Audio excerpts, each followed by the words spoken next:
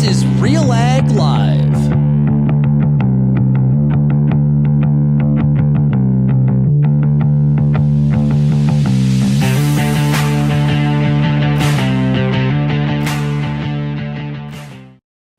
And welcome to RealAg Live, everybody. I'm your host, Shaun Haney. Thanks so much for tuning in today. Hope you're having yourself a great Tuesday. Broadcasting today here from the RealAg Lethbridge Studios. It is a beautiful day outside. I'm sure there are many tractors rolling through the field today, getting some seed in the ground for sure. Let's just hope for some rain eventually here. We are going to need it. And I think the dry bias will definitely come up today on the show as we talk about the StatsCan acreage report with Neil Townsend from FarmLink Marketing Solutions. But first, I want to mention, if you want to participate in today's discussion, all you have to do is enter your question or your comment in the box, whether you're watching on YouTube, Twitter, or Facebook. And let's bring in today's guest. It is, like I said, Neil Townsend, FarmLink Marketing Solutions, based out of Winnipeg. Neil, how are you? I'm doing well. How are you? Hey, man, I'm doing fantastic. So, I'm just wondering about the moisture profile down there in Lethbridge. How would you say it is compared to last year or the year before? It's dry. It is just super dry. You know, like, Neil, you look out on the coulee and like we had some snow on the weekend, some moisture, but obviously we need more. Like a lot of farmers describe it this way. If we got 2 inches of rain tomorrow, we might be able to seed like 24, 40 hours later. Like it would just soak up. It would just go into the profile. It is just something it's hard to, I don't want to sound like I'm exaggerating, but the Palliser Triangle for the most part is definitely dry. It's living up to its reputation. Let's say that. Yeah. I mean, I think like last year was a bit better, but the previous 2 years it had been sort of a drier pattern prevailing in southern Alberta there. Yeah, absolutely. Okay, Neil, let's talk about, I think the number we'll start with is canola. That's obviously a lot of focus here today, but there are some other ones I want to cover, of course, as well. We've got StatsCan predicting today in their acreage forecast that we're going to see canola at 21.5 million acres. That's up 3.6% over a year ago. But there was a lot of analysts, Neil, that were talking about 22.5. What do you think about this number? Well, I mean, the number is what the number is. I mean, you can argue a couple things about the methodology, like, they are surveying from the 1st of March to the 29th of March, and maybe some things changed since then. I mean, if you phone a guy during one of the lulls in the canola pricing and, maybe that happened.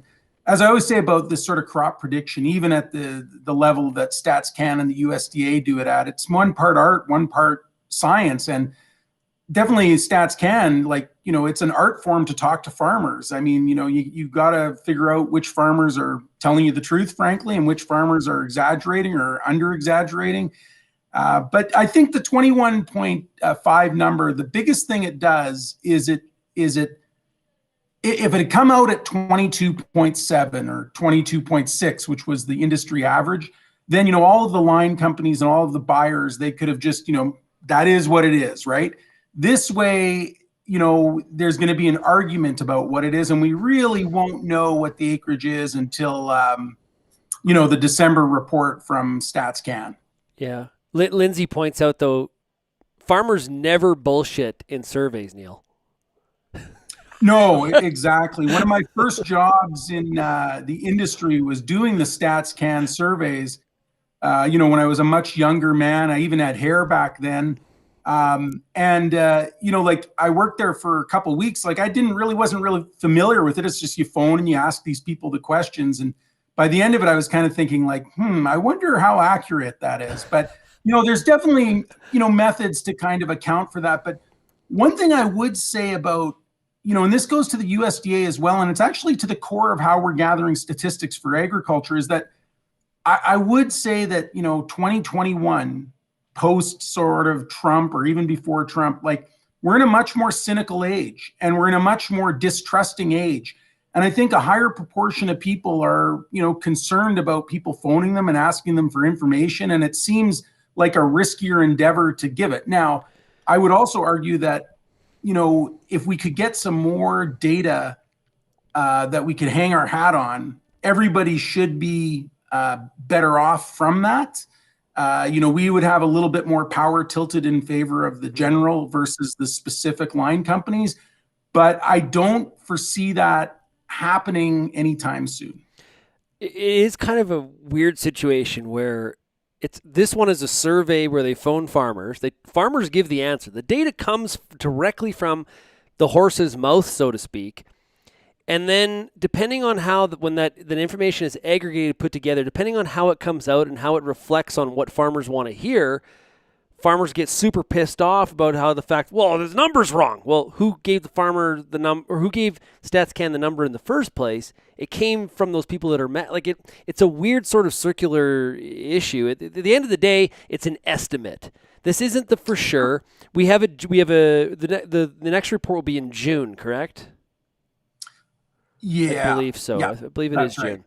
So that will give us some sort of idea, probably a little bit more solidified at that point. Brian Voth points out crap in equals crap out. There you go. It's a good way to look at data.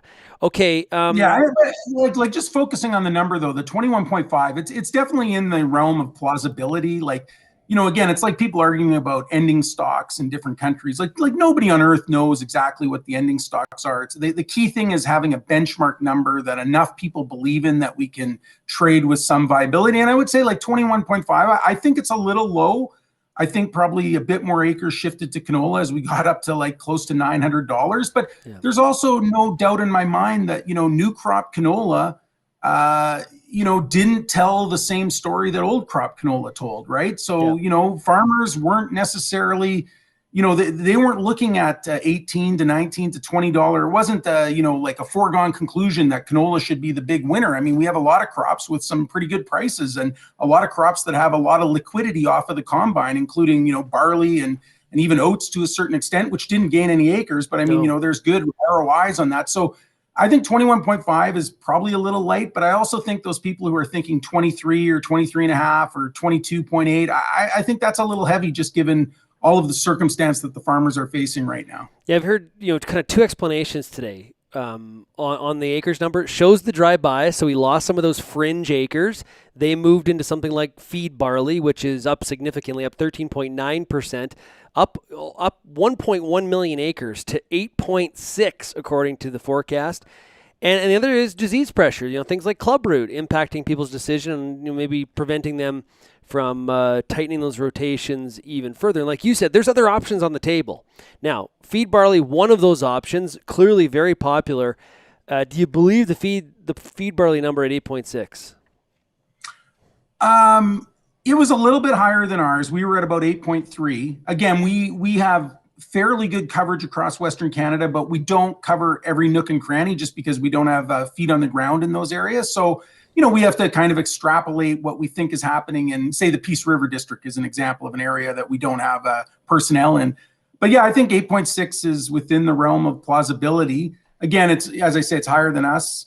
But, just back to canola quickly, too, I think that, and this is probably a topic for another day, or you've probably covered it, but, we've had all these announcements of plant expansions and new plants going up for canola. I mean, what does that mean? Like, we're going to have to try and push it to 27, 28, or just become a net importer of canola or a very minor exporter of the seed. But I think that we should be cautious a little bit and just look at what happened in the European Union. Now, there's maybe more stringent phytosanitary concerns there and chemical bans and stuff like that. But they pushed canola acres up higher. And in the end, the price that they paid, because, certainly they couldn't use some chemicals, but they started to scale back in part because of disease pressure and those things as well. So, and it's very real out there. We hear that a lot from our customers that, they would like to plant more canola, but they just can't risk it. They can't break rotation. So either we have to increase the yield, which is not easy. Obviously, the Canola Council has some aggressive targets on what they want the production to be based on the acres that we have. Or other geographies like, the northern U.S., do they start growing more canola? And that's where some of that increased production comes from. And we are importing more than, we haven't really thought about that in the past. Is that a possibility? Yeah, I mean, I definitely think there's room to expand it in the U.S. And I mean, again, I think, not that many, in terms of the totality of farmers in the U.S., not many of them would qualify as rotational farmers. But our friends in North Dakota and Montana, to a certain extent, they are doing rotation. maybe we can expand that a bit down into like South Dakota and Minnesota and gain some acres there. Ultimately, though, I think, you never really want to bet against farmers. They are good at what they do. And if we give them like the appropriate seed technology, and again, where we are in 2021 is incredibly different than where we were in 2000 and light years ahead of where we were in 1988, which is a year that comes up quite a bit in terms of North Dakota and the drought situation down there. I mean, the seed and everything is just, it's built to yield. There's no other really requirement of it. And obviously with, canola, you want to maintain the oil content, but, it's possible, but it's just, I don't think it won't be like, we won't not experience years like this again. Now, do we necessarily get to $800 or $900 on the futures? No, but we're going to see years where it gets tight because of, whatever happens. And we end up, having to ration demand. And again, price is the blunt instrument of demand destruction. Like that's how you have to do it. And we're in that realm right now. And I think we're going to be in that realm again in 21, 22. Yeah, well, that Viterra facility, we had Kyle Jaworski, CEO of Viterra North America, on the show on RealAg Radio today, or we will have him on RealAg Radio today. And Lindsay Smith did the interview, and we're talking about 2.5 million tons. That's the size of our Japanese market. Like that is a mega facility. That is absolutely unreal to have that kind of investment in our domestic crush. It's amazing, and I think having come from my roots being from the wheat board, and sort of the crux of the problem with the wheat board all those years was just like limited domestic demand, right? Like you didn't have something that happened when for politics or for other reasons, you lacked offshore market access. I think it's a great strategy to build these plants and to see, other plants coming up for renewable diesel or for pea protein and these kinds of things. And I think it's a good time to be a farmer because the more access you have to different markets, plus you throw in the incredible investment that companies have made in, very high throughput facilities and new port facilities in Vancouver. I mean, the road is paved with gold right now. Now we just have to make sure that the markets out there want what we're growing. And I think in the terms of veg oil and canola meal, I mean, it's hitting a sweet spot where you can see demand really good. Now, again, in Europe, it's not viewed as really like a human consumption thing, but with all of their biodiesel mandates and all of that, and just like the 40% oil content plus, I mean, it's sort of a winning proposition even there.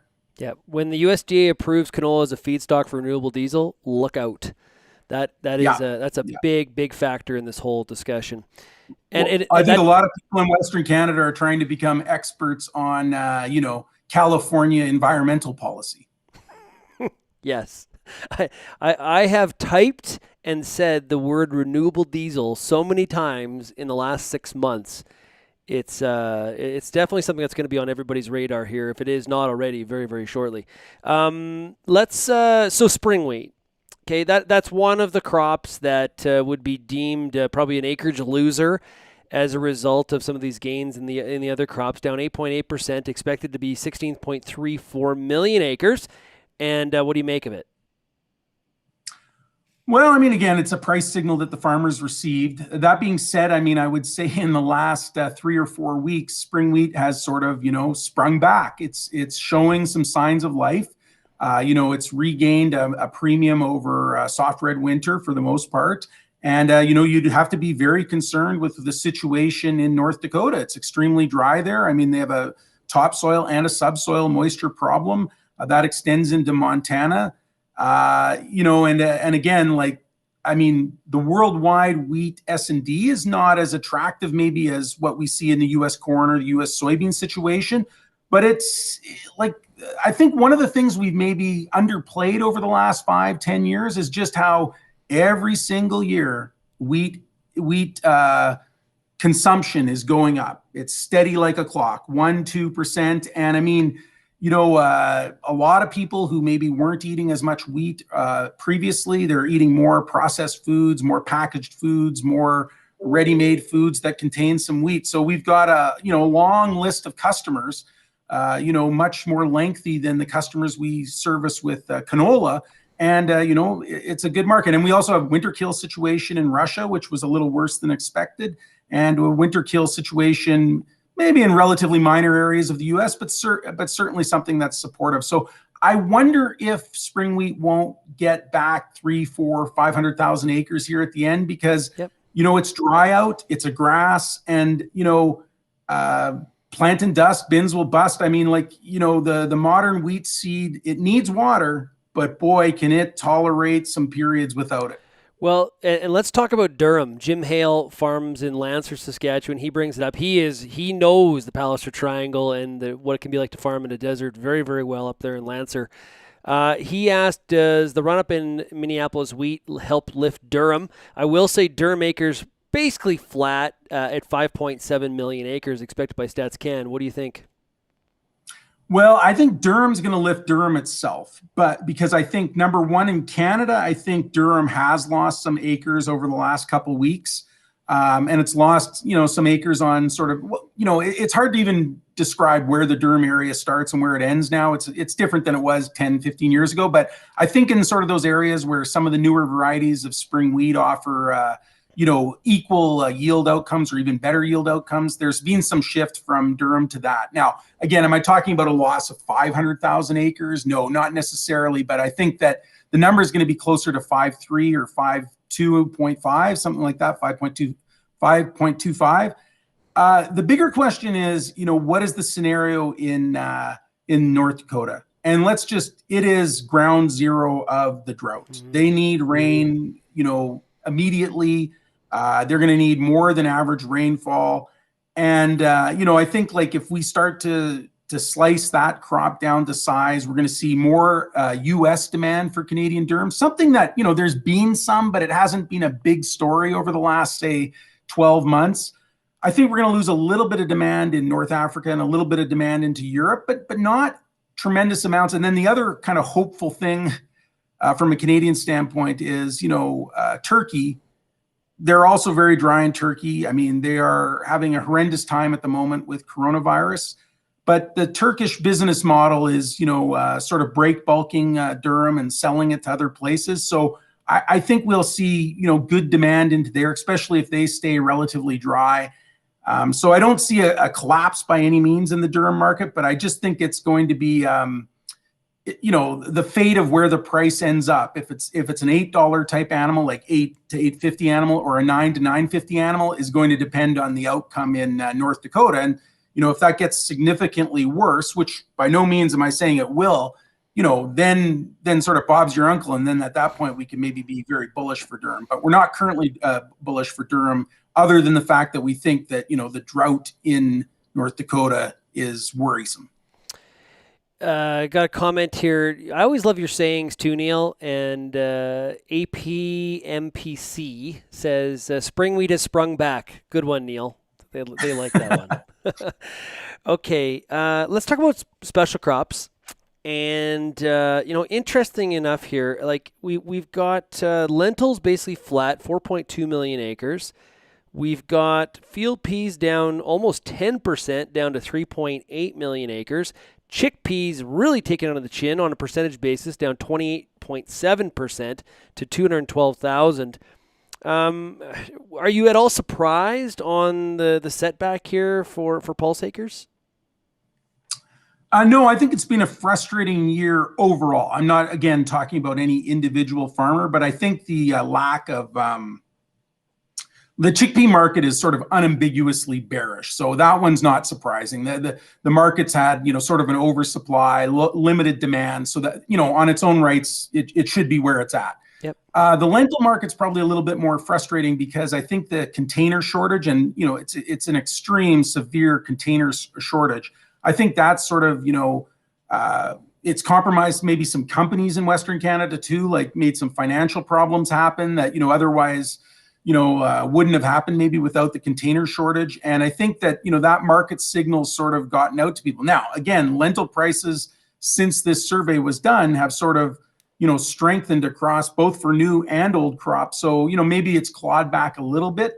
Peas is a different sort of animal in the sense that, on the yellow pea front, prices have been okay, but more steady than anything. But the one thing about the yellow pea market from our point of view is just colossal political risk, because it's like it's one market, it's China, right? So I think there's potential on both, but we would more or less, those were our closest estimates to StatsCan. Like we were right in line. Like we had 4.2 for lentils and we had 4 million for peas.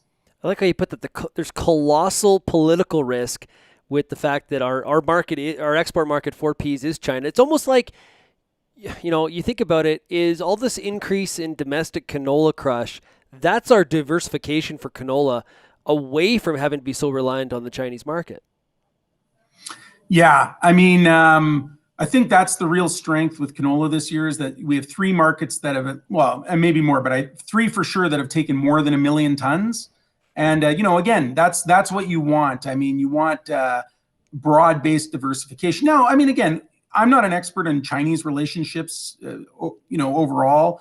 I think I kind of, my prediction is the Meng thing is sort of winding down, and I think it's going to end up being a fizzle more than anything else. I think she'll probably, either something will happen in the US, there's been a settlement in Hong Kong, but it's just like, the world is a very difficult place right now. And I think like some people are getting the message that maybe, being uncooperative and belligerent is the best thing to sort of forward your national goals. And that's never been really the Canadian style. But I worry that, just as Australia crossed into the crosshairs of the Chinese on different issues, and, that's really helped us on the barley front, but you never really can tell. And I mean, again, from a Chinese point of view, Canada is a very minor country, and they're 1.3 billion people. We're like 37 million people, and I can't predict their policy. What I will say, though, and I mean this goes overall for the world, I think what we've seen with coronavirus and what we've seen with food security, that cooperation and freer trade and unfettered trade and market access benefits everybody. Benefits everybody. Only the very few really benefit from closed markets and that kind of thing. And I think like our government and our different trade groups, they got to continue to kind of just bridge that gap and make sure that we have market access for, steady and stable market access is very important. And again, I also applaud the canola industry to take some of that, guesswork out of the equation by investing so heavily in Western Canada and building crush facilities. We'll just crush it ourselves. Exactly. Feed grain pricing, we've seen corn recently trying to buy back acres. It has been a significant climb in a short period of time here as of late, at a time where people are like, how high could it go? And it just continues to move higher. Barley up significantly in terms of acreage. Is that barley number, is it bearish at all, or is there that feed demand in the domestic Canadian market to take up all that barley? It really depends on what number you pencil in for exports. If the exports can be on par with this year, then, we don't really have a problem. Most of that can get eaten up. And again, just whenever you talk about feed grains, and really our entire conversation, the one piece of information that just will settle all accounts is what's the U.S. corn yield going to be, right? Yeah. If it's 180, problem solved somewhat, more or less, and we're gonna go down from the prices that we see now. But if it's 174, then corn needs to be a $7 animal at some point, and we won't see very much corn coming into Western Canada. And Canada might have a chance to repeat what we've done this year, where we've actually exported, several cargoes of corn, right? So, corn is potentially a precious thing. And again, to get to that 180, I mean, you have to have the acres in North Dakota and South Dakota perform, at trend or trend plus. They can't be 20 bushels lower because of the drought than what their best outcome could be, and still reach a 180 national yield in the U.S. Now, you mentioned the container shortage and some of the complications that has created for the pulse industry. This general strike at the Port of Montreal, this afternoon the House is going to debate the government's legislation to put them back to work. What impact has this Port of Montreal situation had on the egg shipping markets?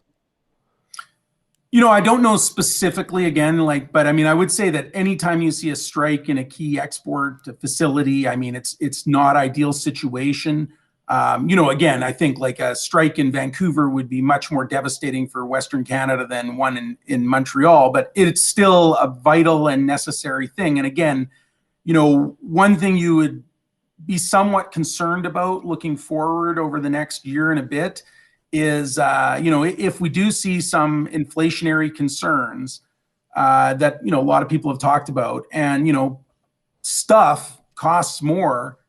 Stuff costing more usually leads to more disruptions in labor as labor wants more money or more other stuff or whatever. So, we haven't had a big disruption lately, but we have had like CN strikes and CP strikes and these port strikes. And a lot of times the unions are extremely clever. They couch their demands as a safety issue or as, something else. But, maybe I'm a cynic, but a lot of times it's amazing how much money solves a problem. Yeah, no kidding. So we had the StatsCan acreage forecast out this morning. We saw how the board reacted, the futures market.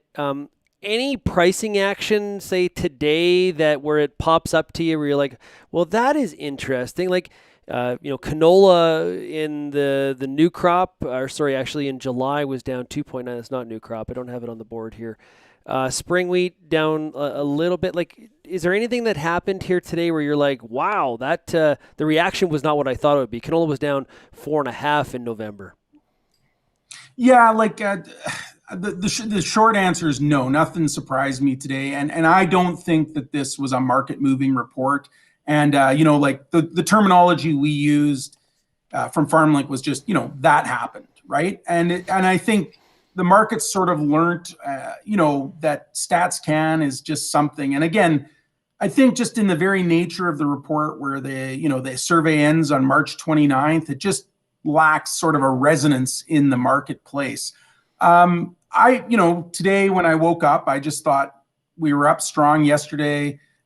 I thought the market would be a little softer today, just, sort of like Tuesday's often different than Monday. But, what we shouldn't ignore is just where we are. I mean, like the prices are amazing. I think that corn needs to go higher because it still has to kill demand. And it has to kill demand, not just in 21, 22, but in 2021. I mean, people really forget. We've talked a lot about exports today here, Shaun. And, when you talk about U.S. corn exports, the list of countries that they export to is just so long, and it's not just, there's not a, Mexico might be number one, but just when you add up countries like Nicaragua, Costa Rica, Guatemala, Honduras, El Salvador, Panama, Colombia, like just countries you don't really think of, like you're going to get to something like, 12, 14, 15, 20 million tons of corn pretty easily.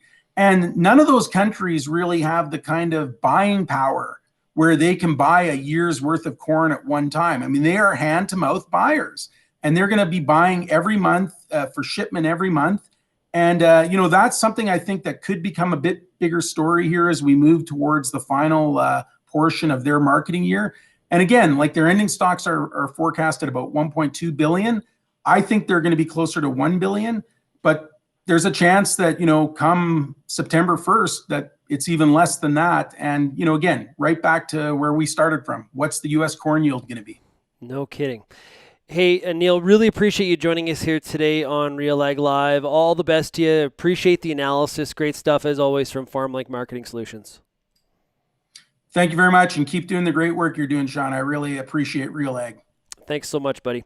Hey, everybody, I encourage you to check out RealAg Radio today, 4:30 Eastern, 2:30 Mountain. We got some great discussions breaking down today's StatsCan report as well as the top ag news stories of the day. We also have, like I mentioned, we've got the CEO of Viterra North America on there, Kyle Jaworski, to talk about that new mega crush facility. You're going to want to hear the details on that and the why they're investing as well. Thanks, everybody, for getting real and getting connected with RealAg Live. We'll chat again tomorrow. Cheers, everybody.